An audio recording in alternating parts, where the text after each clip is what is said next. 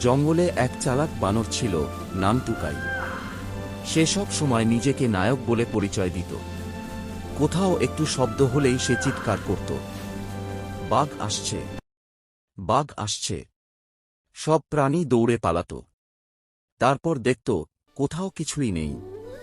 টুকাই হাসত, দেখলে, আমি না থাকলে তোমরা বাঁচতেই না। এভাবে দিন কেটে গেল।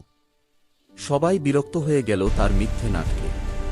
একদিন সত্যি জঙ্গলে এলো ভয়ঙ্কর এক বাঘ। ঝোপের আড়াল থেকে তার চোখ জ্বলছে। টুকাই দেখেই চিৎকার করল, বাঘ! এবার সত্যি বাঘ।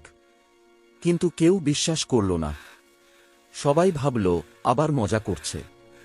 বাঘ ধীরে ধীরে কাছে আসছে। টুকাই কাঁপছে।